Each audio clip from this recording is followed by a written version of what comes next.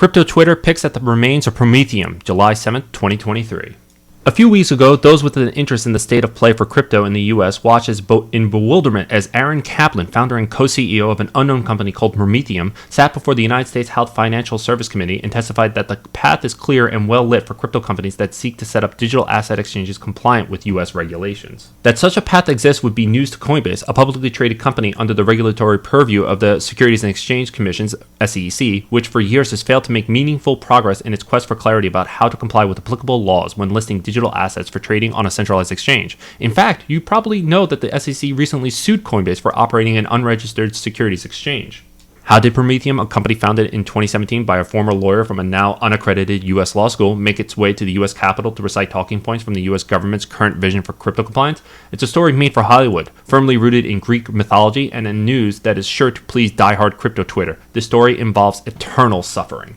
In Greek mythology, Prometheus was a pre-Olympian god, a titan. He was the god of fire, forethought, and craft, and famous for stealing fire from the post-Titan Olympic megagod Zeus. For bringing civilizing technology to humans, Prometheus was chained to a rock where his regenerating liver was to be eaten daily by an eagle for eternity. Fortunately, he was later saved by Heracles, better known by his Roman equivalent, Hercules. Prometheum is a clever portmanteau of Prometheus, presumably the foresight and civilizing tech and not the eternal suffering, and Ethereum.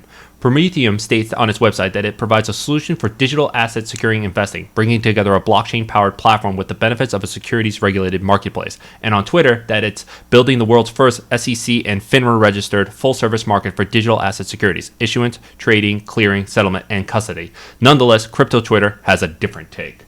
In October 2022, a Prometheum subsidiary debuted a SEC-registered alternative trading system, which Prometheum claimed would enable institutions to trade digital asset securities under federal law. Then in May 2023, Prometheum announced that its subsidiary had been granted a special-purpose broker-dealer license for digital asset securities by the Financial Industry Regulatory Authority, FINRA. This license enables Prometheum to become a digital asset custodian and subject to SEC regulations, the first business ever to have been granted such a license, a compliance route attempted by Coinbase and others. What the fuck is Prometheum and what makes them so special?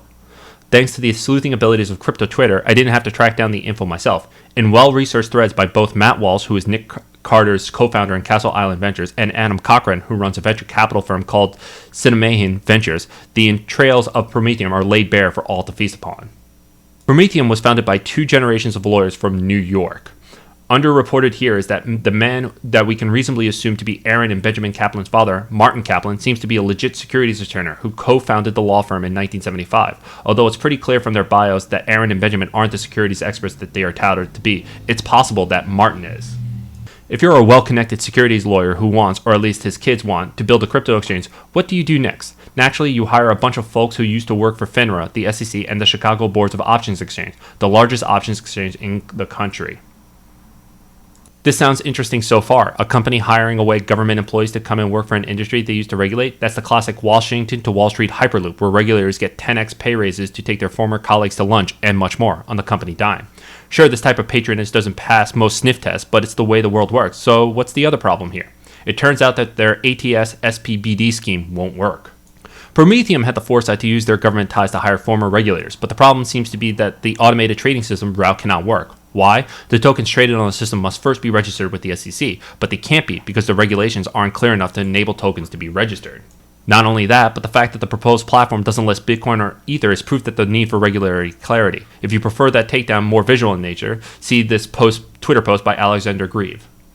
Taken together, the TLDR is that there is no consistent definition of what a digital asset security is under federal law, which means that tokens can't register with the SEC and therefore can't be traded on an ATS system. In other words, for a more learned legal perspective, check out this thread by Rodrigo, who is in part of the legal and policy team at Paradigm, one of the premier crypto VCs. Be sure to also listen to his amazing conversation with Aaron Kaplan on Unchained. For the Greeks, the liver symbolizes humanity's capacity for renewal and rebirth, the power to overcome in the face of adversity. Paradoxically, Prometheum's efforts to bow before the establishment are completely at odds with the founding ethos upon which decentralized financial technologies were built.